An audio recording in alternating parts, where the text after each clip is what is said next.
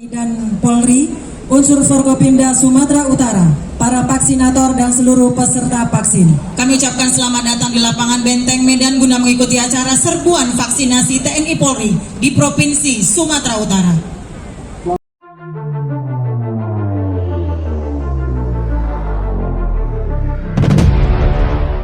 Orang dan dilaksanakan selama 5 hari berturut-turut, total ada 10.000. Setiap hari total 10.000 dan vaksinator yang kami gelar di sini ada berjumlah 13 vaksinator, tim vaksinator terdiri dari 6 vaksinator dan anak sekolah. Bagaimana antusias masyarakat? Terima kasih kepada Panglima Tentara Nasional Indonesia dan Kepala Kepolisian Negara Republik Indonesia.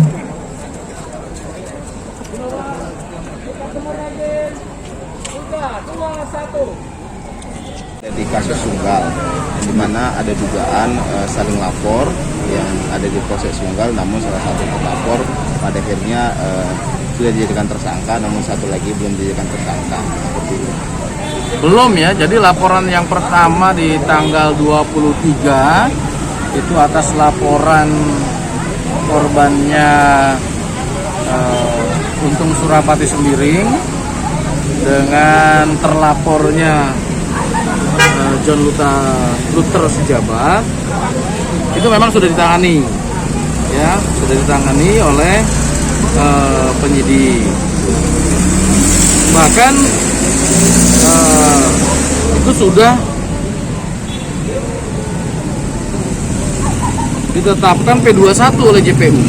Itu kasus laporan pertama ya dari pelapornya Pak Sembiring. Berarti John Luther ini sudah ditangkap lah Bang ya? Sudah P21 ya, sudah P21 ya. Itu tanggal 23 laporannya dengan LP 271. Kemudian ada lagi laporannya anaknya ya, Apriandi Sanjaya Sijabat, betul ya?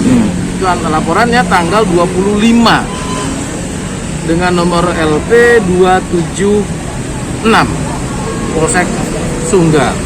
Nah, kasus yang ini masih didalami oleh penyidik. Jadi penyidik masih mengumpulkan bukti, memeriksa saksi, dan nanti akan melakukan gelar perkara untuk menentukan apakah ini kasus dalam hal yang sama, konteksnya, lokusnya pun juga sama, gitu kan? Para pelaku yang terlibat di dalamnya sama. Nanti penyidik yang menentukan apakah nanti diserahkan ke Polrestabes untuk melakukan tindak lanjutnya atau bagaimana nanti dari hasil gelar perkara. Dan ini status masih terlapor, belum dijadikan tersangka, masih terlapor ya. Yang saya dapatkan informasi atau laporannya ini masih terlapor. Belum ke tahap penyidikan? Belum. Pak, mungkin bisa sedikit penjelasan terkait dengan dalam satu polsek itu ya.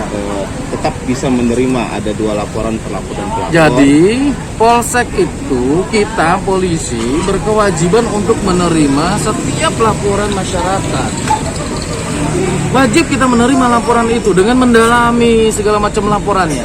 Nah, nanti kan ada proses dari gelar perkara dan lain sebagainya. Jika ini kasus yang sama yang tadi seperti saya sampaikan, lokusnya sama, para pelaku yang terlibat sama, nanti dari hasil gelar perkara itu bisa diserahkan ke penyidik tingkat Polrestabes atau Polda yang ada di atasnya untuk memisahkan objeknya ya, untuk memisahkan pemeriksaan yang bisa dikatakan dalam satu lokus itu. Jadi bukan berarti polsek menerima, udah kamu lapornya ke sana aja. Enggak, tetap kita bisa menerima itu, bahkan sebelum itu naik pun kita bisa melakukan memfasilitasi untuk melakukan mediasi dengan pihak ketiga tentunya, bukan polisi yang memediasi. Kita sebagai fasilitator gitu kan. Yuk, ini tempatnya polisi, silakan undang siapa yang bisa dipercaya untuk mendamaikan. Kira-kira seperti itu. Bukan kita mesti menolak. Nanti kalau kita menolak ceritanya lain lagi.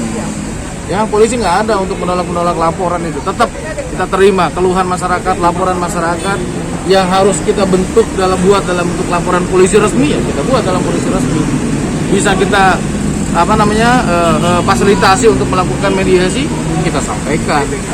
Sumatera Utara, Sekda Kota Medan, pejabat utama Mabes TNI dan Polri, unsur Forkopimda Sumatera